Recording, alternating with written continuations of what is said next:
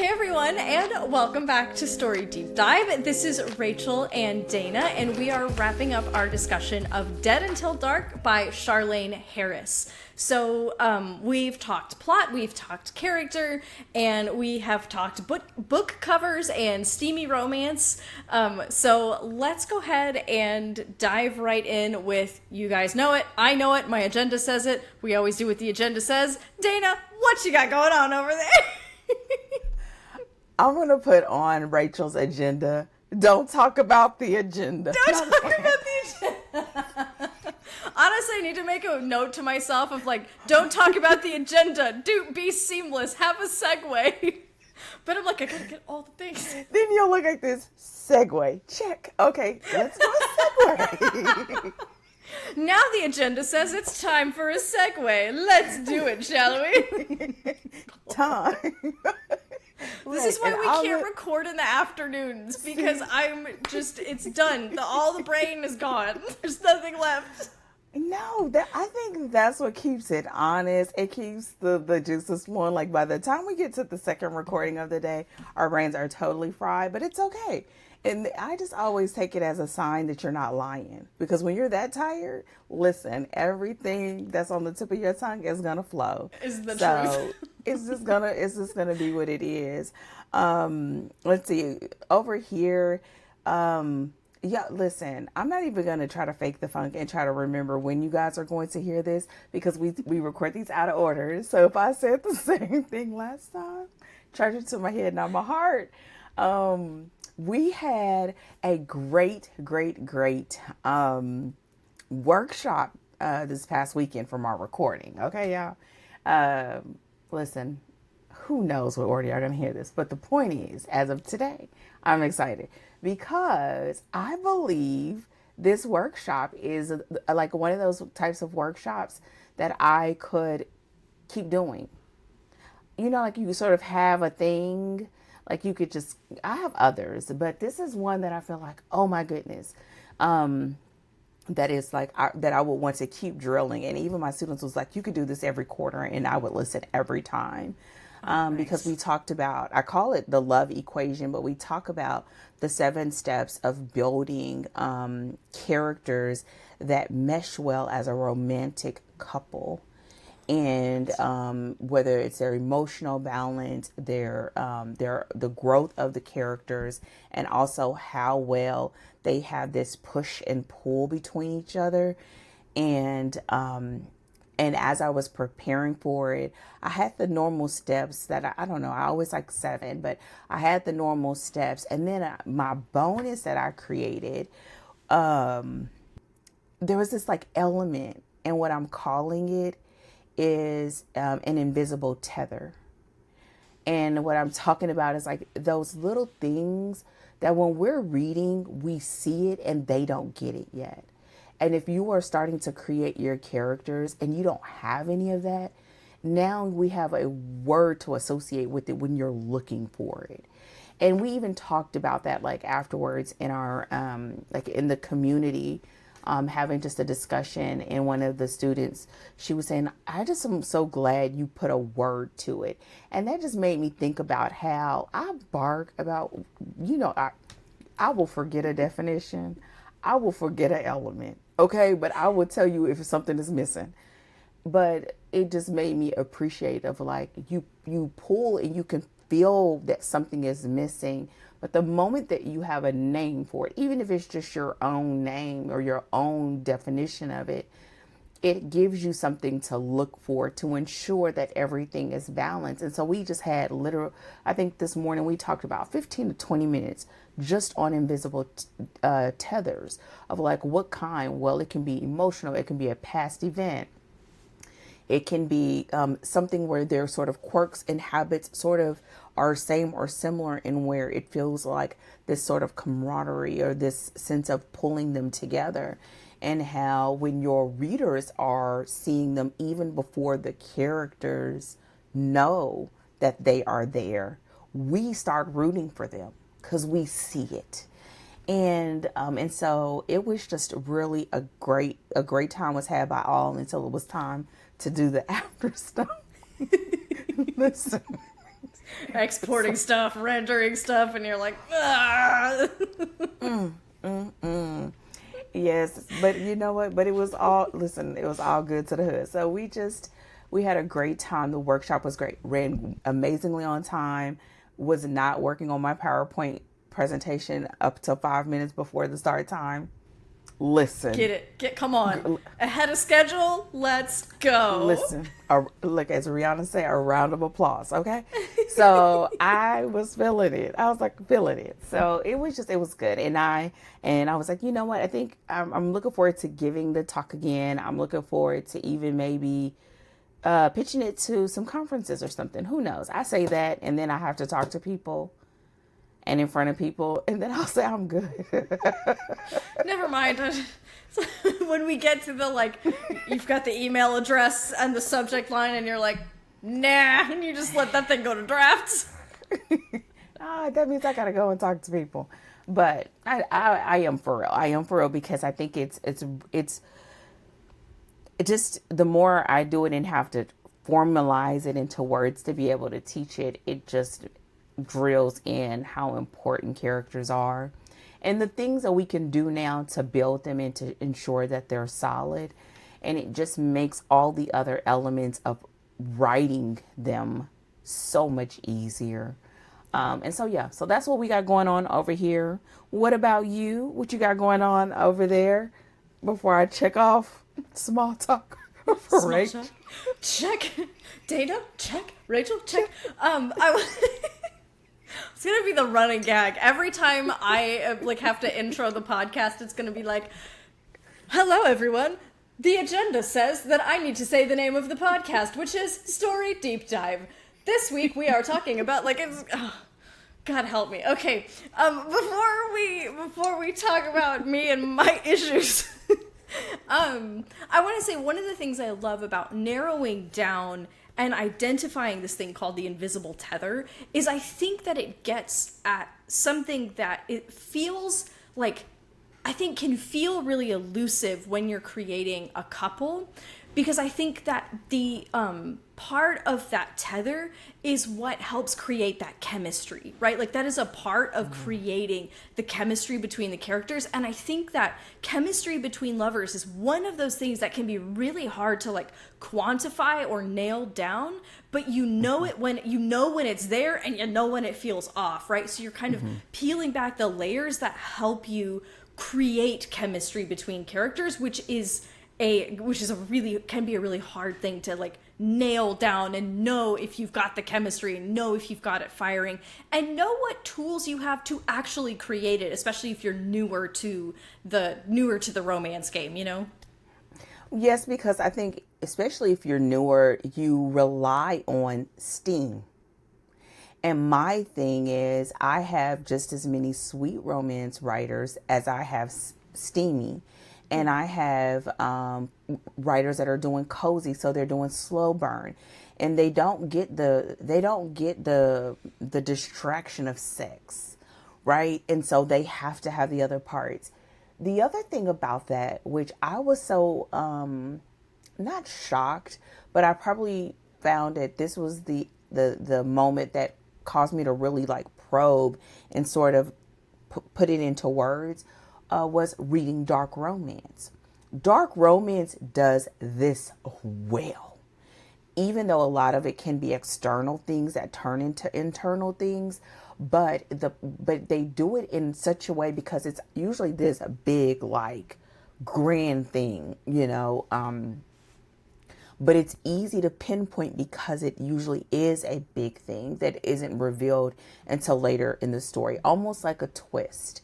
So having that sort of moment and then sitting back and thinking about examples in romance, in fantasy, in cozy, right? Looking at and giving them the different examples just sort of drove it home. And then we went into a discussion. Well, then can you create them? And so it just, it does. I think it's helpful in a sense of preparing. It's also a help if you start feeling like, okay, I feel like I got all the beats, but it still feels off. And it's usually that. right? It's usually that. And you don't have to be big things. It can be something so small.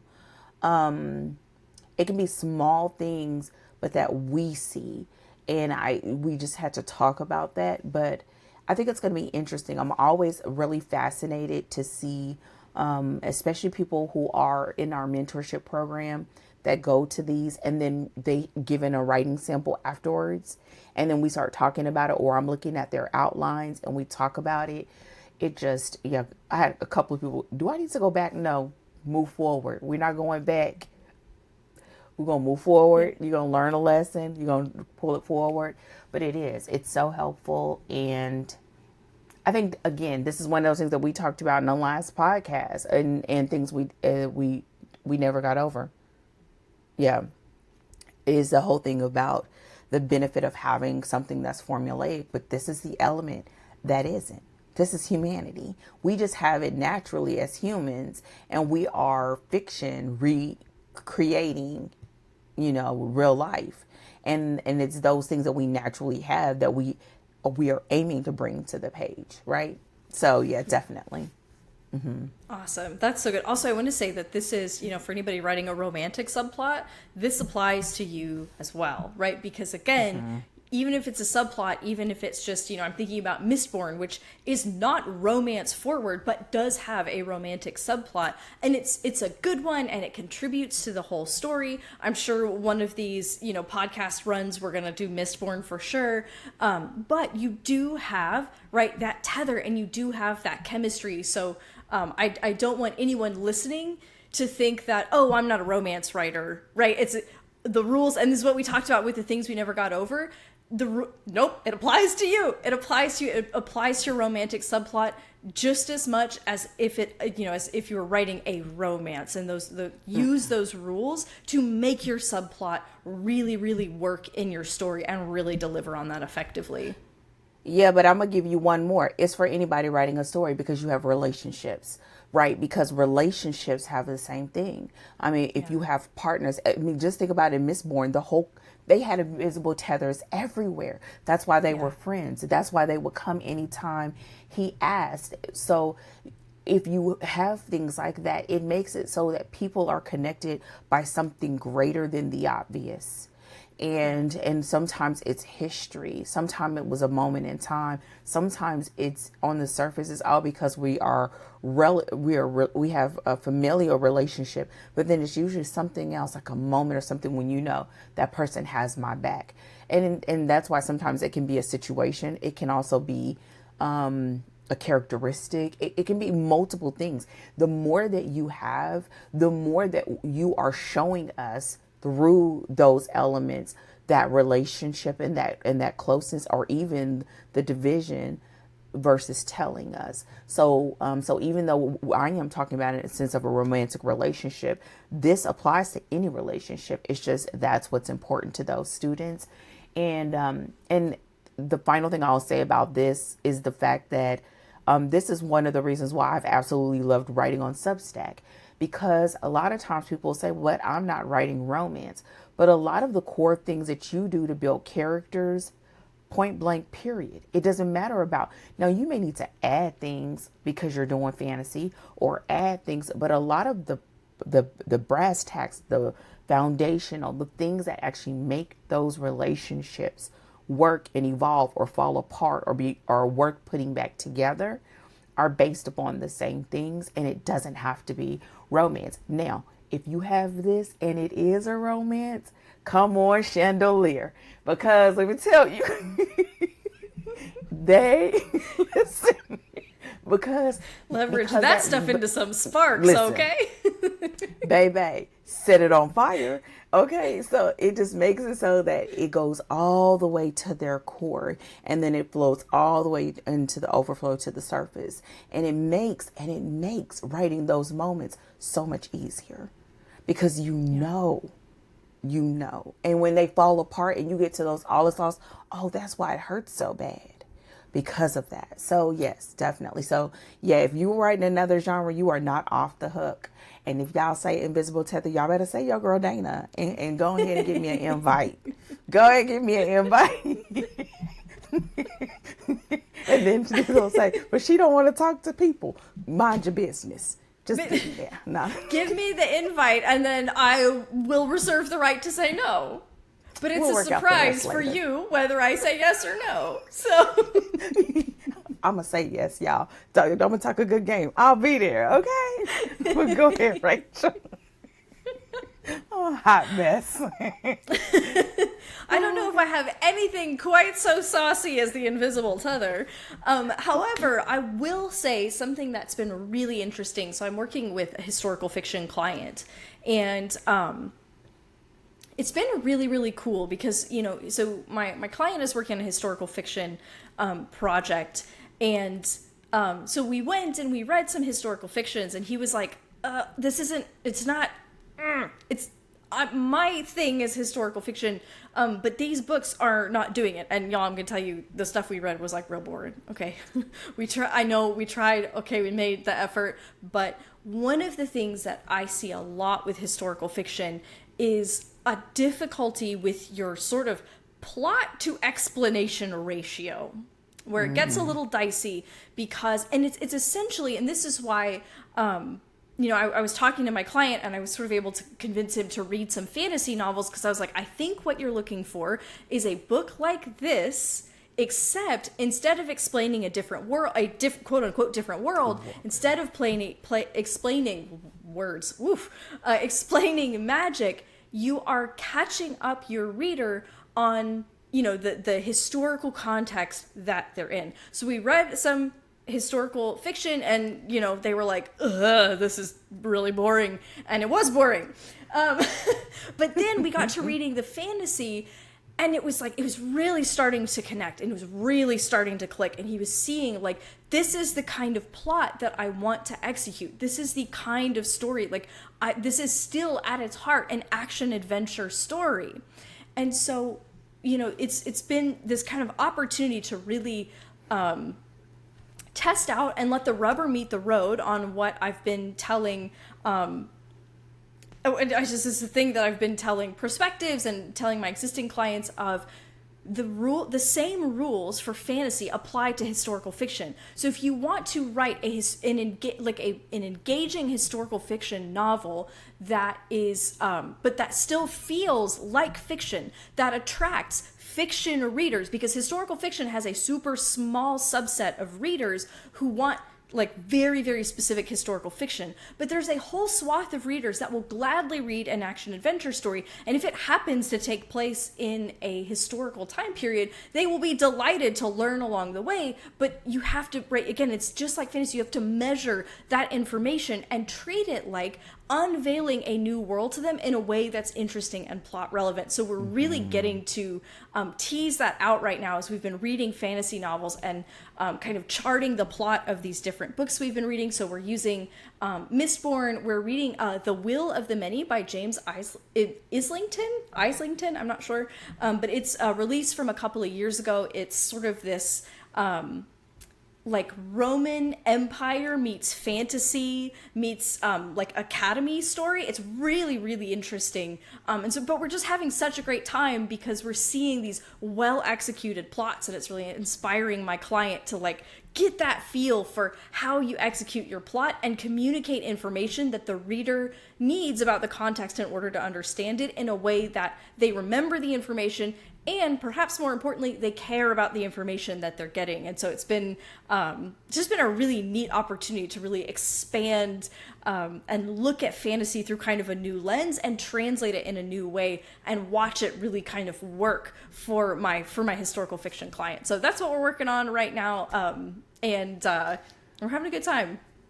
One of the things, first of all, I think that's so dope. It made me think about how when I first read Ninth House, and especially when you get to the end of the audiobook, there's that interview, and she starts talking about how it was rooted in actual history and landmarks, and it was just like there are so many things that can be done with that. Right. Yeah. It's just sort of it's almost like Like if you really understand and learn structure, you can always have room to bring the element that only you can bring. You don't have to read that exact thing. Now, reading in that lane, it will help you see, okay, well, what are some things I have to do? But there's got to be a better way for me to infuse this with a little bit more life, right? And that's the part that they're bringing. But understand the structure, then that means you can begin to cherry pick in all these other ways of how can I do it in a more dynamic way that feels more exciting and that gives life to the context that you want to bring to the table. That's another thing that I absolutely love about Beverly Jenkins historicals, because all of those are based on, now her main characters sometimes are fictional, but she has a lot of characters that are based on real people. But that's her. She was a librarian, right? But it's almost I didn't know that. Yeah, she was a librarian. So, and then if you go to the back of the books, she'll tell you the different books that she read that has the different, yes. Oh, So I love a little bit of source material in the back of a book that's, been pulling from historical events and, that someone has researched to kind of pay homage to the people that they learned from. Oh, I love it so much. I'm sorry, I cut you off just to get so excited. No, but I love that because it also helps, especially if you feel like you have this, a book that no one has ever written before, or my book is so unique. I think this is showing how you can still learn through this process of reading and how you then sort of latch onto the core, what the reader expectations are. And then once you lock those in, it sort of just gives you a whole bunch of headroom to do you, boo. But you got to make sure you lock that other stuff in. And then seeing how others have sort of traversed that landscape tells you, oh, I like this, but I didn't like this. And it almost gives you like that a common language as they're working with you to be able to look, your word, suss out what's going on and be able to listen, y'all. When Rachel, I be using them $5 words sometimes. Like, I was just playing, but it really does. It helps you to just work through what you want your execution to look like and feel like, because you have felt things you really liked and things like, I definitely don't want to do that. And finding that intersection is like, that's when you make your own lane. That's when you make your own lane. 100%. So, which is why reading is so important. Listeners and readers and watchers, and just let it be known. I thought you was gonna go back to old school. Reading is fundamental. I thought that's what you were gonna say. Oh my gosh. Okay, so let's go ahead and dive into those takeaways now. But because I remembered today, we're going to do a summary first. So let me get you that summary for Dead Until Dark, and then we'll start talking about some of the overarching takeaways we sort of would want writers to take from reading this book or just from having listened to this podcast. So in Dead Until Dark, telepathic waitress Sookie Stackhouse is just waiting for anything interesting to happen in small-town Bon Temps, Louisiana, especially now that vampires are legally recognized as citizens. Sookie gets exactly what she wants when Bill Compton, a newly public vampire with legal rights to his family's historic home, moves to town. But at the same time, a string of murders begins plaguing their small town, and all of the victims have one thing in common: bite marks. Torn between her love for Bill and the crimes that are happening to girls just like her, Sookie must search for truth while trying to find love, if she doesn't die first. All right, Dana, go ahead and lead us in and give me the sort of like overarching, what are some of the categories of takeaways you want to hit, make sure that writers are thinking about before we leave Dead Until Dark?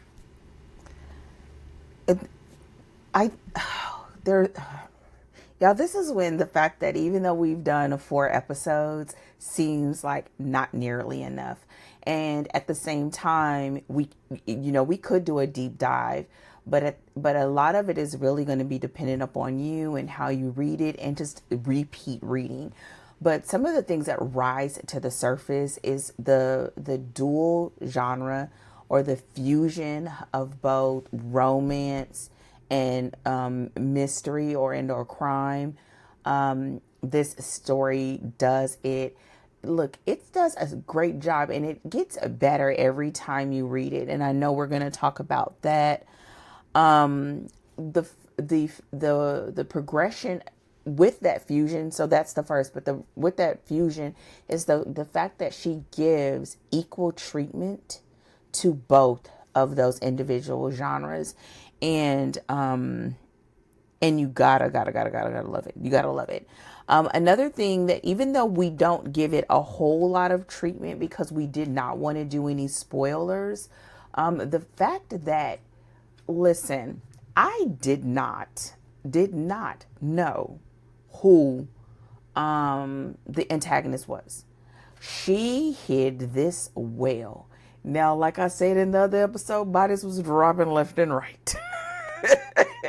So that made it a little bit easier. Baby, bodies was hitting the flow, okay?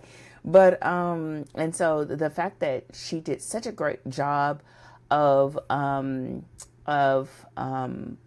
hiding in plain sight the culprit here, again, superb.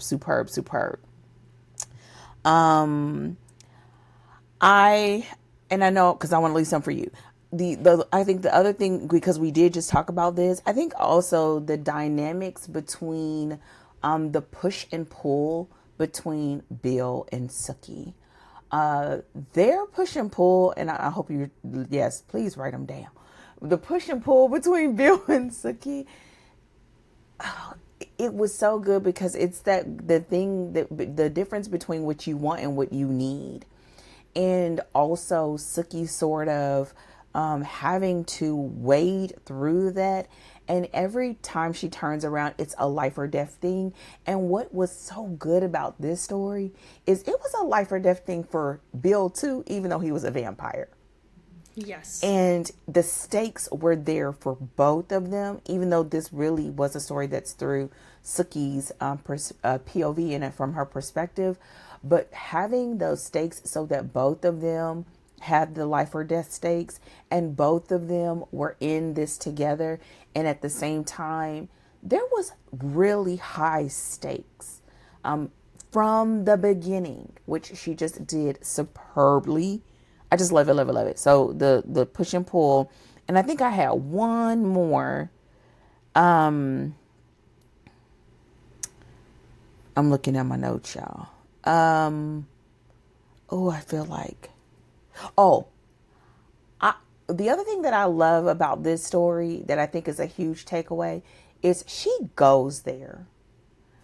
Sookie is, listen, y'all, Sookie is punched. Sookie is hunted. Sookie, and like from the get-go, with chapter 1, we are like, oh, so this is that kind of story we're in, huh? Chapter 1, we are in it. And it's something that I know as a writer I struggle with, because I'm like, but you love them. But no, baby, she did not hold any bars. So from the beginning, you understand the stakes and the conflict, even though it's much worse than she could have ever anticipated. So she does a great job of establishing that up front. She goes there as far as Sookie and her progression.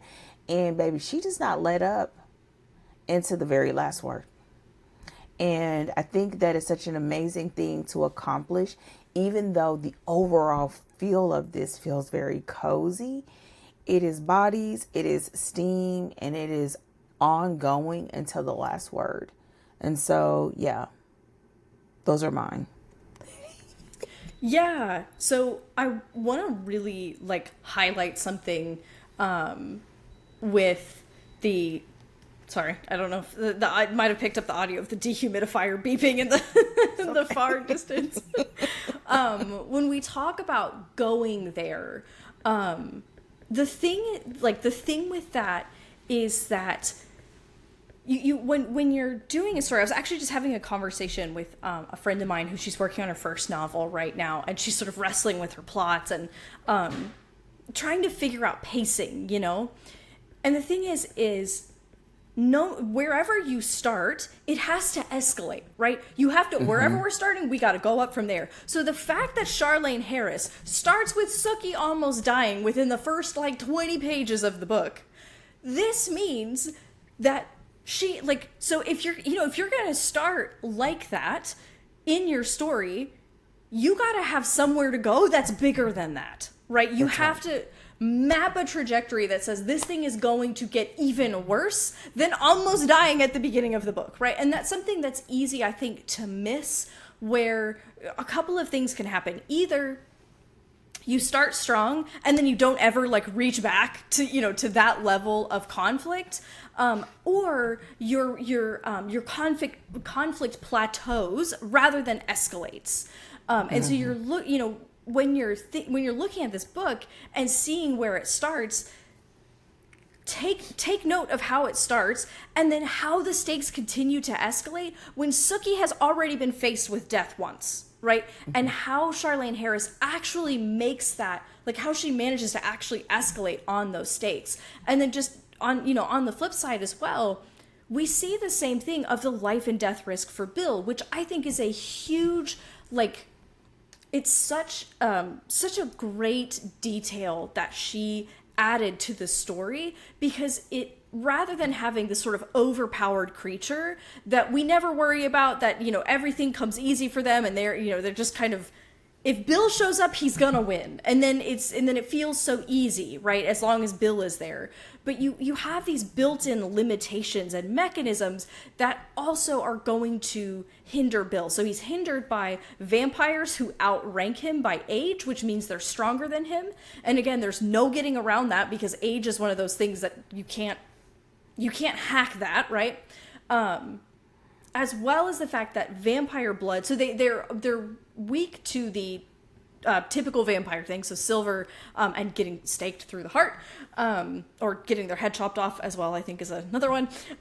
But the fact that their blood is desirable enough that it's lucrative for humans to attack vampires puts, like, it helps just kind of like even out the balance, so that you don't have just super strong vampires, they always win, and right, it complicates the environment a little bit and allows for there to be stakes for Bill and Sookie both, as well as for the conflict to come knocking on both of their doorsteps in a meaningful way. And I don't think because of time, like, we don't have enough time to talk about this at in depth, like I said at the beginning. But it wasn't until we had these discussions that I gave the treatment of the vampire blood so much thought, because it's sort of like it's on the heels of what you're talking about now, in that it's almost like a pecking order, right? Like, you would automatically think that the human is always sort of can be overpowered by the vampire, but we see in the very beginning that that's not always true, that there are ways to destabilize them and to even inflict harm upon them. And knowing that, it made it so that Bill also had those stakes against him, even if they were a little bit different. And on one hand, I get it, because we want the limitations. You don't want it so that, again, he always wins. But on the flip side, on the romance side, I was like, it sort of makes Bill feel a little squishy. It didn't help that the narrator, mean like a cinnamon roll. Yes. I'll never get over that. I will never get over the fact that this is a known term in romance for a squishy beta male. Like, I thought that he was going to be called a beta male. No, they're called a cinnamon roll, and I'll never be over it. I'll just never recover. Listen, and then I feel like the narrator just is made it worse, because there are moments when Bill is just really trying to be like basically trying to tell Sookie, don't sleep on me, and but it's something about the whole dynamic, right? The fact that, like, the way he behaves with Eric and all that. The point is, I think having some thought about the dynamics of your world And yes, that goes into world building, but we also see here where it bleeds over into the external plot, and it also seeps into the internal plot. Right? Because it affects them in so many ways. And it seems like a trivial thing because we know that they drink blood. But the fact that it's done in both a pro and a con, right? And as in an opportunity and an obstacle, it's like you're doing both of those things. And I think that's what makes it such a good story, because you don't know what time you're dealing with until you're dealing with it. And it makes it a questionable thing in a good way to us as readers. And it gives you one of those moments where, as a writer, you can sort of, put it, hang a hook, another hook to hang on some of those core details and what causes them to interact, to engage both as a couple with the world, how that affected the investigation, how it affected the deaths, and ultimately how it affects this this series, because it does. So yeah, definitely. Yeah, and I want to talk about the, like, kind of use that to springboard back to kind of the treatment of the dual genre, because I did have that on my list as well, which is of course why we picked this book, because we have, like, it is full mystery and full romance, and she's firing both of them, and she doesn't relent on one or the other, like, to favor the other, but she gives them that perfect push and pull. So the one thing I want to say is, if you are trying to write a mystery romance, pick this book up. Because it is a really good example of how to deliver really well on both of them. Now, we do have some caveats as far as romance language that maybe right after this point we'll kind of talk about, because one of the things that you have discussed, Dana, is that the language in the steamy scenes is a little bit dated. So that's something that probably, if you're writing mystery romance and you're gonna study this is like a thing to kind of know. But from a plotting perspective, having your mystery, first of all, be fully fair play. Okay, our killer is someone that we have met. It is someone who shows up on the page. It is someone that, if you're paying attention, you could guess. And that is the art of the mystery. And even with the mystery romance, your readers are showing up for both.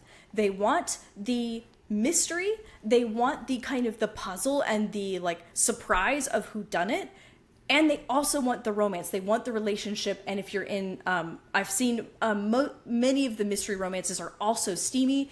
So they're showing up for both things all at once. So you have the whole thing cut out for you to do, which is why this is such a great study. So, but what she does is she gives us a fully developed mystery, uses the mystery to add conflict into the relationship, as well as to, right, it pulls them together and pushes them apart, and we see the way that it affects their relationship in the pros and in the cons, right? The way it brings them together and the way it pulls them apart, and also exposes the potential conflicts within the relationship. Since we're in this kind of ongoing series of Sookie trying to find her place in the world and find out, like, what love is for her, it also kind of helps to pull open some of those areas that are going to raise questions for Sookie about, is Bill the one for me?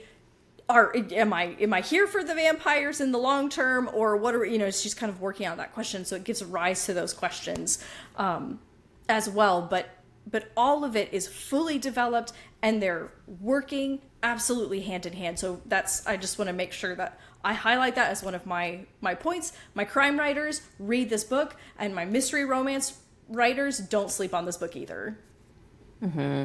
I would say to something that you mentioned about the language. We mention it throughout, but it's important to talk about now. Whenever you pick some of these books, especially if it's a really good book and it is really considered a masterwork, you're going to have a difference in time, right? That it may or may not age well. And there are some aspects of this book that don't age well. They just don't. But especially when you have a book that's set in the South, right? Yeah. Small town in the South. What we did have we had a little bit of a conversation throughout. I guess probably when we were talking about characters, about the fact that there is a really it's a great attempt at having diversity, but there are some things that don't age well, so therefore they're not as far as sensitivity to terms and times and ethnicities. It's not 100% there. So just go into that knowing this. But I will say that overall, it is a really solid look at both, because this is what I found interesting too, even as I'm saying that, was the fact that it was really a lot about prejudice, against the vampires, but you're also having these dynamics of how Black people are called, what are they called, etc. Whether it's LGBTQ or not. And so those things, this book is 20, I think we figured out it's like 20 years old. It's about 20 years old, yeah. 20, okay. So just know that going in. But everything else when it comes to the existence of the vampires, why they are accepted into normal society, the push and pull between humans and vampires, which also bleeds into the relationship between Sookie and Bill. And it's just this really great sort of a depiction of a concentric circle of how the stakes are sort of stacked against them, but it's a perfect setup for a series, right? It's a perfect setup, because even though they love each other, it's not a perfect love. It's not even ideal. And no one, except for a couple people, even want to see them be together. And that's another thing that's a great springboard into another book, because again, this is from Sookie's point of view.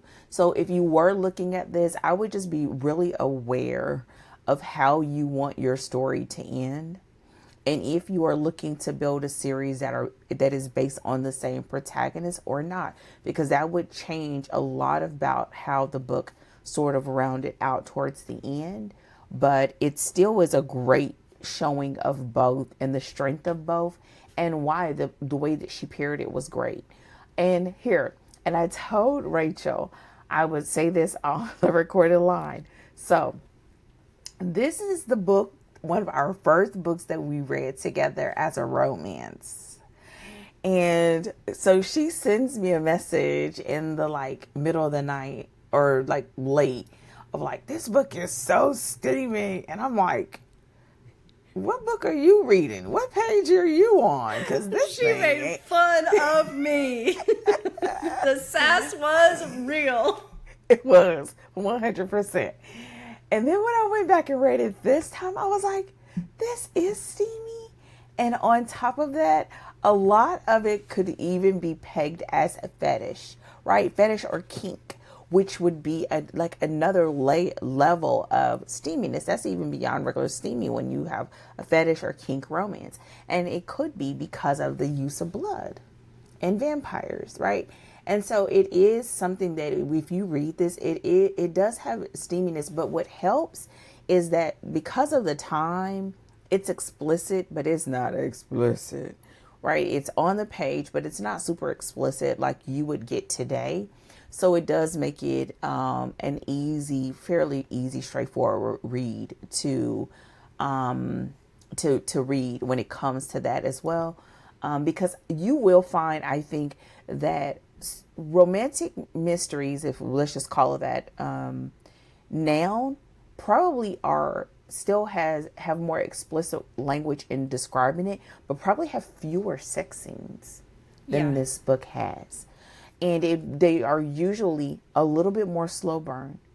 Mm-hmm. And so this would be so it's almost as if you had a scale, it would seem more steamy because of the number of intimate scenes that are there, the fact that the blood biting and all that is a part of this equation. So I would pay attention to that. And I would say one other thing about that is I do find that I guess you can't get away from it, because they're vampires, but knowing that even as she was introducing that, it was also just another layer of this otherworldness, right? That Sookie says from the beginning, like, my vampire, that she's fascinated with him being a vampire. But even as she ventures further into her own world, air quote, she really is, like, so much was already in her face that she did not know. And it just gives us more levels and layers to explore. And I just like that, especially because it's in a contemporary setting.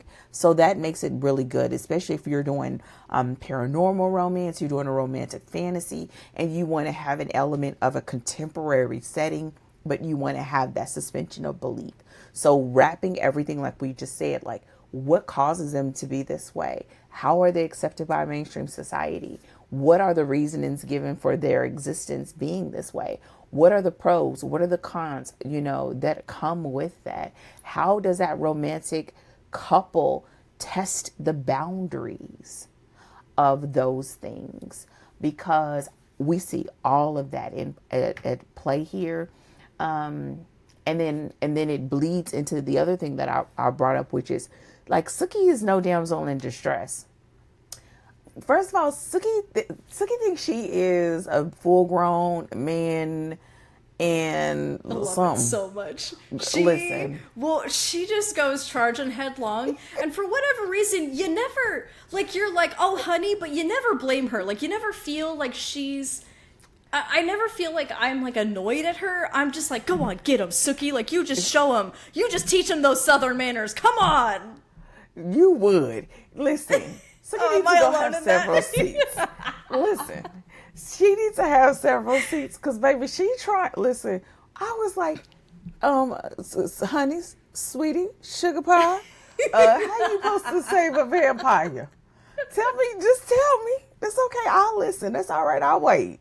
But she does. She goes charging in there. But I think that's also I believe that's one of the reasons why people love this story, because she's just not just sitting here whining and letting life happen to her, for better or for worse.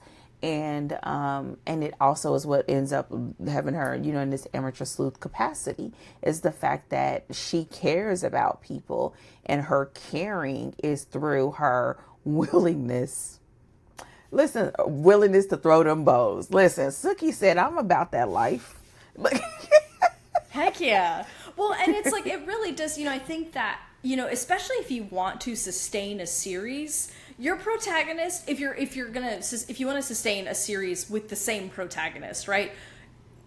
If your protagonist is bumping around too much, or whining, or not taking initiative, not showing their agency, you might struggle to keep your audience invested, right? Because that's part of what does make Sookie, just like you said, really a good series protagonist, because she's involved, she's engaged, she is doing, she's kind of throwing herself headlong into what's going on.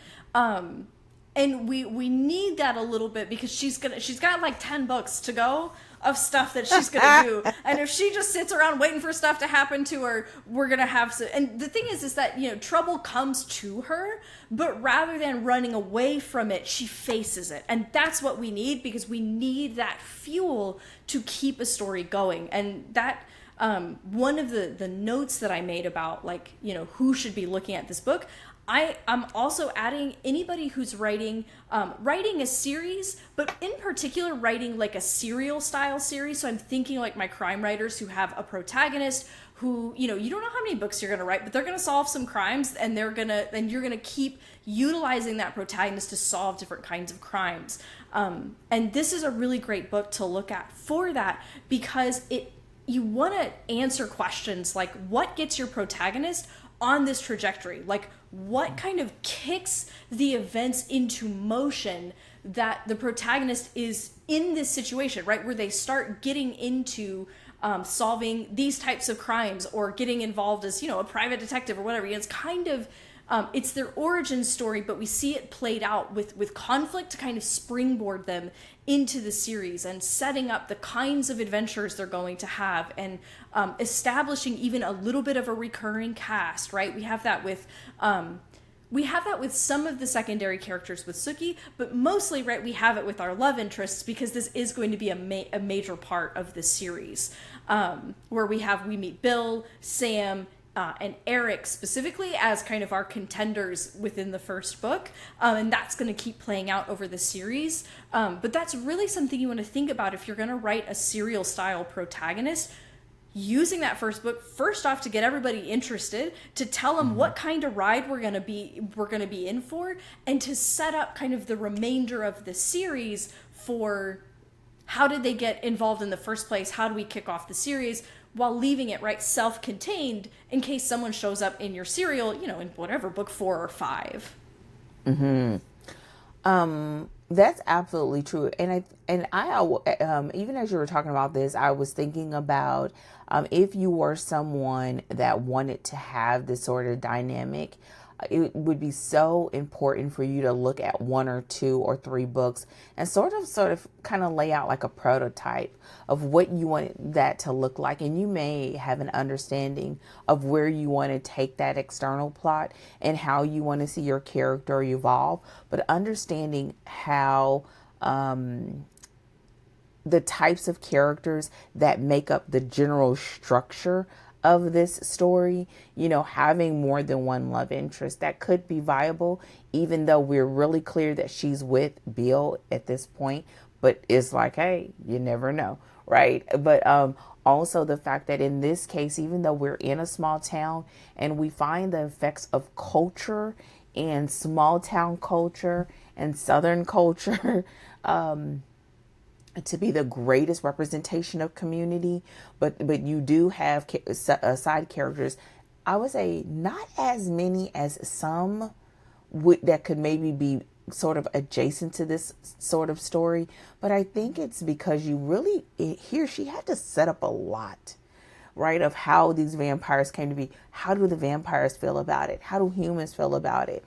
What is this uprising that can happen between the cross section of the two?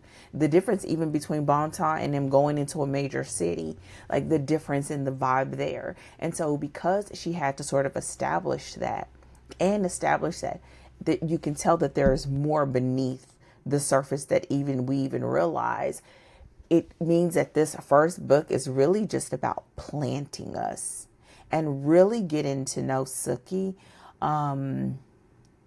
The one thing too that I would say about this that I don't think we said today at least, is the fact that she's gifted. And we said it in the summary, but I think that's an important thing to think about as well, of like, what is it about your protagonist that makes them the ideal person to be this amateur sleuth? I think we can take that for granted, that, oh, well, it's an amateur, but usually they do have a set of some skill set, even if it's just that they're not scared of weird situations, right? They don't, which is in its own way a gift. Listen, that they get super scared, but they're not gonna run.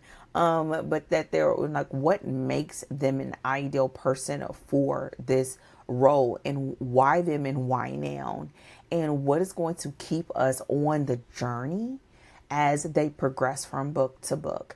Because when we encounter Sookie, her abilities is almost like one of your stories or one of my epic fantasy clients where they're talking about this character growing over this trilogy.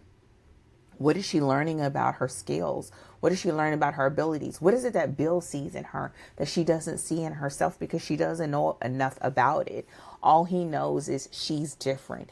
And he keeps asking, what are you? What are you? And she's like, a waitress, a waitress, a waitress, And so even as we're going on the journey, she's still going on a journey. Yeah.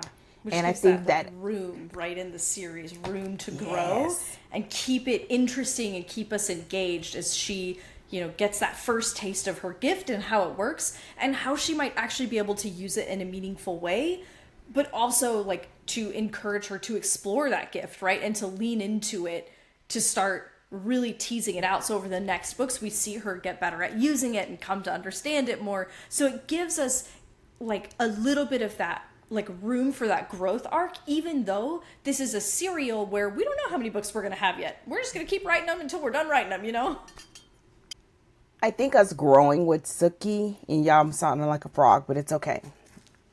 I think us growing with Sookie, the other thing about that I like is that she sort of is like the abnormal human, but she's also abnormal for gifted. And I haven't done a lot of studying on this that I know must be an archetype, right? Of like, not just her learning her abilities, but that she is different. And she's run from different her entire life. And now her difference, her uniqueness is both putting her in different arenas for good and bad. And how is she going to deal with that? And in this book, she has some big, horrific, heartbreaking consequences to her journey. And that was another one of those moments where this author goes there. Because I was like, oh my goodness. Yeah. Because I could. And I could feel in my mind, I was like, oh my gosh, this feels like a false high. And I was like, please don't say it. Like, please don't say it so. Please don't say it so. And so I think that's the other part too. It's sort of like the lesson in life of like, you've got to take the good with the bad. And she does that in such a way. And even Sookie, where she's just on this verge of almost falling into this like depression, which you wouldn't blame her, but people are still dying. Yep. And so it's one of those things where she's just having to suck it up. But I think it's another one of those moments that endear us to her, because she realizes like, even though she's hurting, it's not about her. Yeah. And she just sort of has to deal, you know, and we see that on more than one occasion in this story, and you'll see it across the series. So she doesn't hold back any punches, and you think she gets into stuff in this book, but the next one and it's like, poor Sookie. Yeah. But it's, and go ahead. No, go ahead. Mm-hmm. I think that's that's like really what you can take from reading this book, and even reading, even if you just read a couple other of the Sookie Stackhouse books, to kind of help orient yourself in how Charlaine Harris kind of does the series, is that even when you're writing a serial, and when I think about a serial, I think about writing something very open-ended, because every story is kind of self-contained, and it's not all moving necessarily toward one overarching plot, which is why you kind of have that freedom.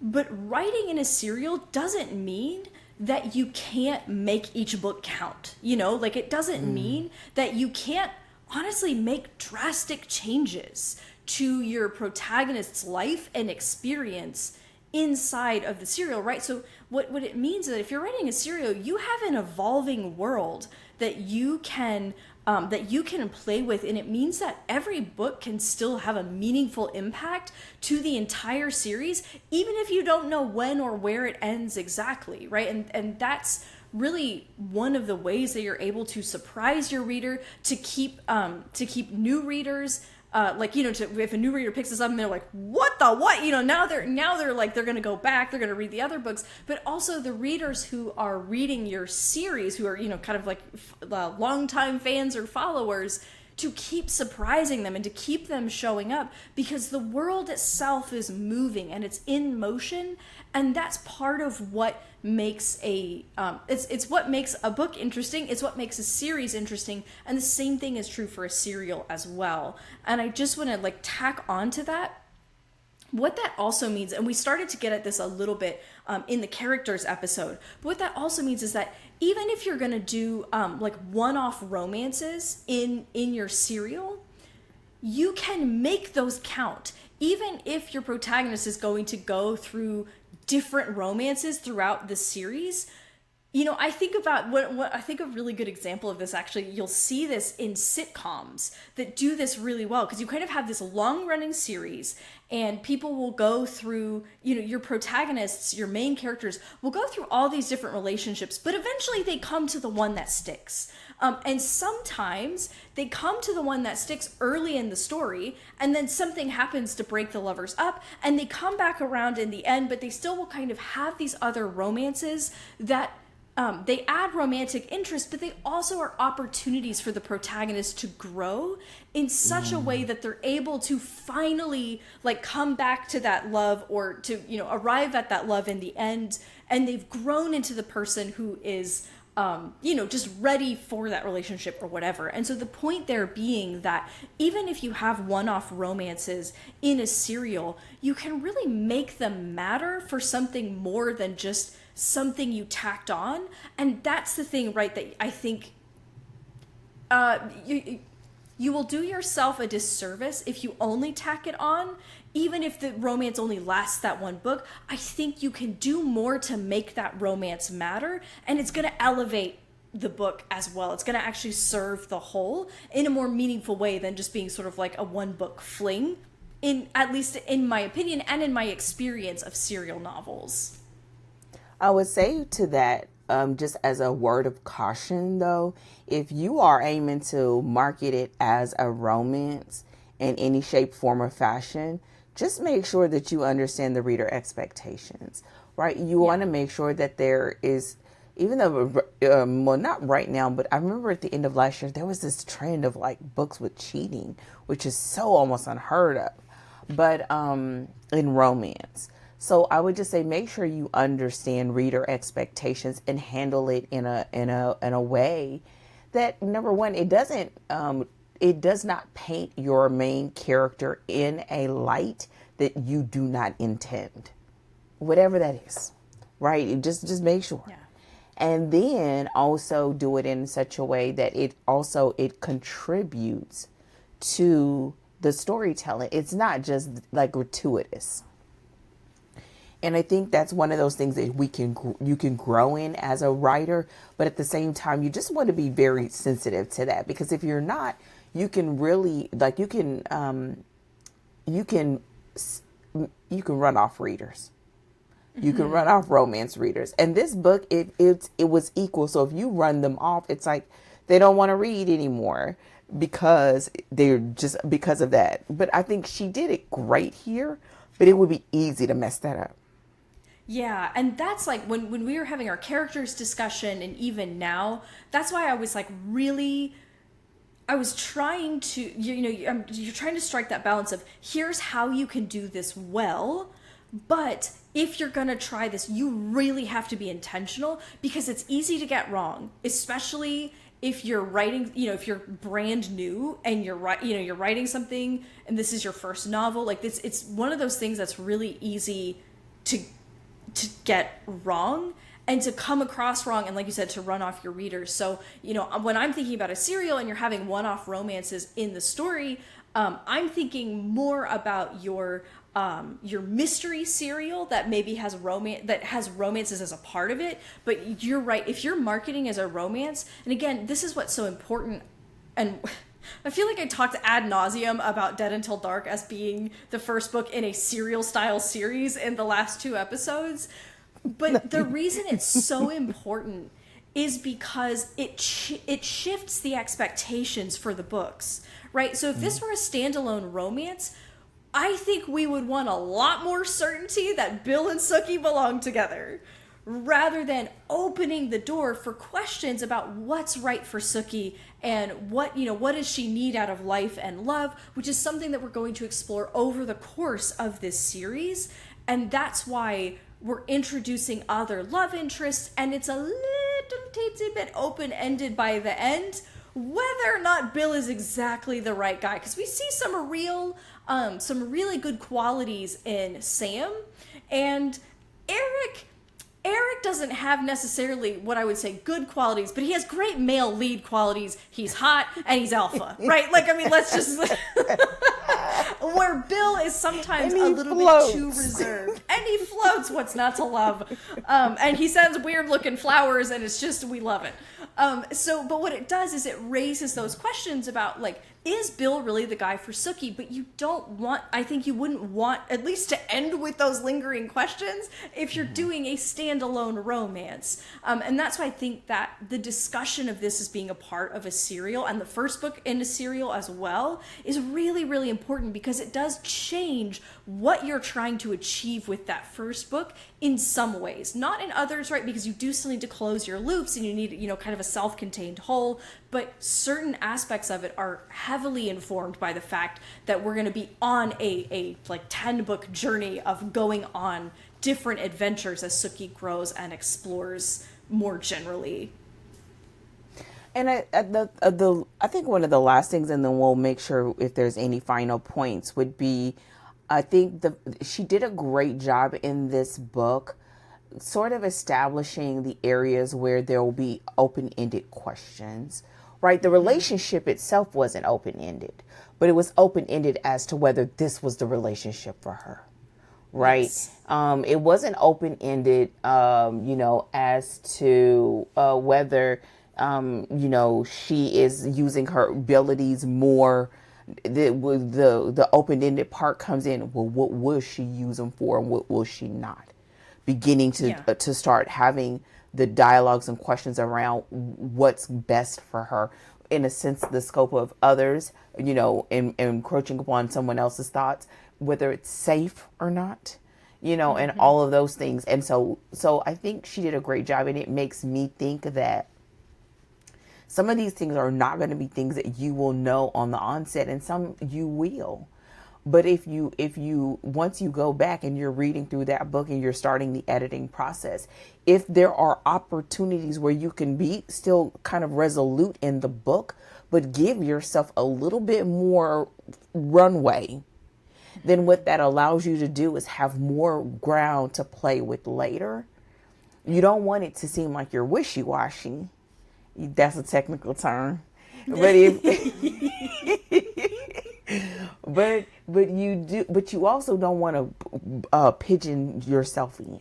And I think she did such a great job of that. You can have vampires, you can have shifters, you can have other things that go bump in the night. You can have the fact that she can hear some thoughts, and sometimes that she don't. You can have some that they like that she does, and some that she don't.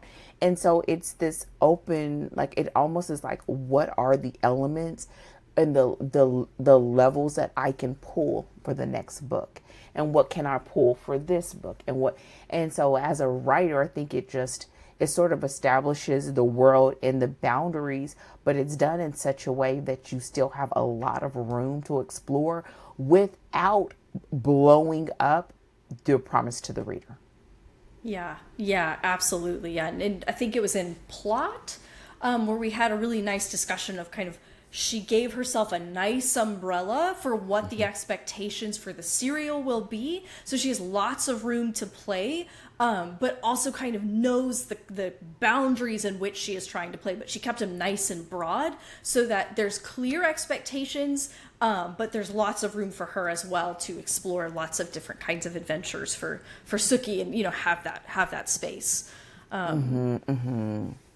Well, then I would say, so are there any final, whether they're tips or things that you would like to share with writers concerning, that they can learn through reading Dead Until Dark?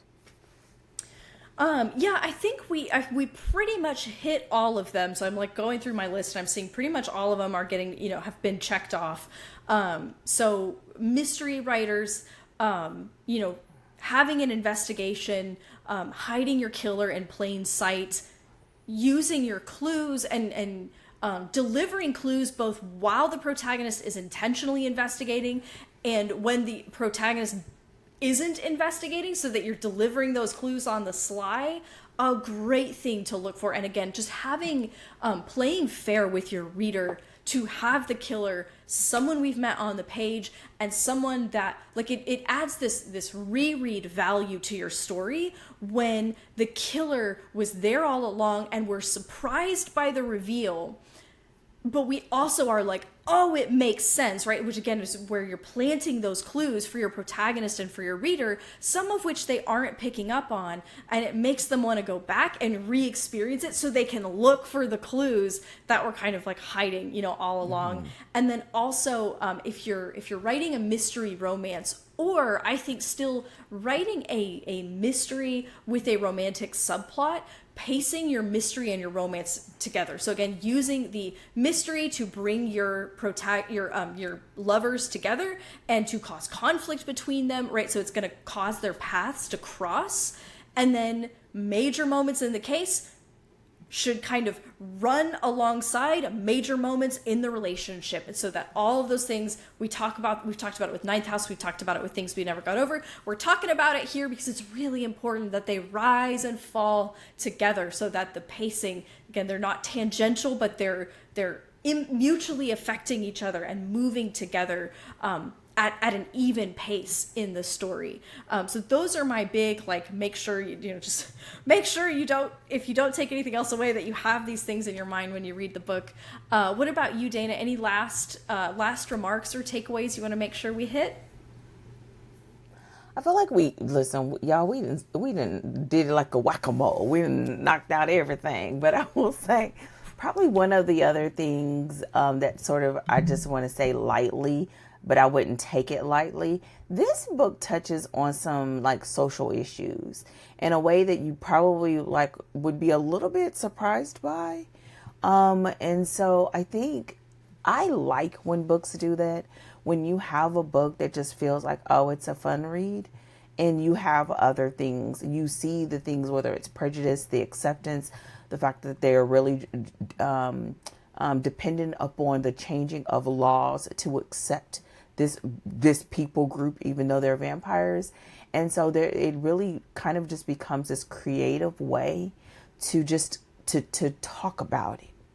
Whatever it is you're talking about, just talk about it. And she did it it wasn't done, it wasn't heavy handed, it was light, it was and you saw, why you would want to go this way and maybe why you would want to go that way. It wasn't even telling you which way to go. And I personally love when that happens, because it just shows you the range and the depth that you can explore with fiction. It doesn't have to be nonfiction to consider some of these things. So just based on what we've talked about, you just see that this book has layers upon layers upon layers upon layers. It is one that you would come out a better writer having read this book from the perspective of a writer, even if you never want to write a book about a vampire in your life. It's just the way that she executed it. And I can see why they turned it into a series. I never watched the series, but I want to at least see some episodes to see what they did. And I would say the final thing that I would want to just make mention of is that these characters, even Bill, were great characters. And so making sure that they are relatable, even Bill's wanting to reacclimate himself to the community that his family had history and heritage with, and that he wanted to be back in mainstream at the risk of turning his back on others of his kind, because he was tired of wandering. And that is something that everybody can relate to, right? If you, somebody maybe that's in the military, or somebody that just traveled a lot and you just want to go home. You just want to go to a place and lay your head. I mean, he's not trying to lay his head in the bed, but you know what I mean. Lay your head and just, looking for your coffin, I want to lay in my, I don't like that. I don't want to lay in my coffin. Never mind. I take it all back. So I think making them relatable made it so that this just wasn't a cookie cutter, oh, he's a vampire. Yeah. The fact that his family was from there, and the home that he's living in and staying in is his family's home. And so it just gave a level of humanity beyond the fact that they're walking around with humans. And you see, again, that concentric circle, the good, the bad of his kind, and the things that he has to deal with to in order to assimilate into mainstream society. And so it just makes it so that we're curious and we want to see Sookie win and we want to see Bill win and we see everything else in between in the community. And so I would just say with this, have a great time. And know that this is a story that can give you a lot. You're going to get the laughs, you're going to get the community on top of the steamy romance, on top of the whodunit mystery and the suspense when, the killer is after her. And it just makes for, and we didn't even touch on the other possible suspects, but which we did in characters a little bit. But it's just it's a masterclass. It is definitely a masterclass. Yeah, and before we wrap, I just want to tack. I know we were like the one last thing, but I want to tack on this, like, just because of what you're saying. If you are writing, even if you're, whether it's a romance or whether you're just writing, a fantasy that has whatever magical elements to it, or if you are writing something that's like a paranormal romance and you're, doing vampires or shifters, you can probably, if you do it well, you can write, and it's a romance and they're vampires because they just are, and that's just how it is, and that's just what we're doing. You can do that, but the opportunity to tease out a new idea, I think part of what makes this book so effective is, like, it isn't just that Bill's a vampire and we're like, all right, well, we're doing it with vampires because that's who's here. All right, let's go. We're doing. We're what? We're what? We're doing it. We're what? We're doing it. What do you want me to say? What do you want? What phrase do you want me to use? We're making love. Cover your ears, everybody. She's doing a hibbity dippity. We're doing a hibbity dippity with vampires. Right. We got our hibbity dippity checklist. We are ready to go. So yes, you could do that, especially now, because Charlaine Harris really pioneered the sort of vampire romance. She was one of the very, very early people to do the, like, kind of sexy paranormal romance in this way. And now it's kind of an established genre, and so you can do werewolves and you can do shifters. You can, you do whatever. But really, she took the opportunity to tease out, what would this mean in this environment? And what kinds of conflicts would this give rise to? And what kinds of problems could this relationship present? And she really teased out the implications of this idea. And it made it more interesting than just having sex with a vampire, right? And so I want to highlight that, because there is, when you're in a fantasy romance or a paranormal romance or in fantasy of any kind, or any kind of, sort of paranormal overlay, urban fantasy, that kind of thing, you really have a lot of opportunities to tease out implications and consequences, to add your unique flavor to this genre. And that's really where the opportunity is, and I would encourage anybody to take that opportunity. Yes, and we can't forget, like, this was probably the biggest one that's just mainstream after, like, the Anne Rice and all of that. And and the fact that you can get hints of Twilight and all of that from how that could have been influenced. And I totally agree. And the reality is, like, if you really think about it, it was just taking just a little bit more thought. Yeah. Just a little bit more thought. And look at what we have. So yeah. I think that this would be a great place to get ready to wrap it up. Yeah, awesome. Okay, well, that does it for our conversation on Dead Until Dark. So thank you guys for hanging with us through our jumbo-sized episodes, because there was a lot to go through, and again, we still haven't even scratched the surface. So if you haven't read this book, highly recommend that you do. You're gonna tell them? Am I what going to the tell them book what the book is? Yes. Okay, so we will be back next week with our first, our preview, our first episode of our next book, which is The Whistleblower by Robert Peston. This is a book I have written about on Substack. I have foisted on Dana and all of my clients and some people who aren't even my clients. And I'm like, you just should read this book.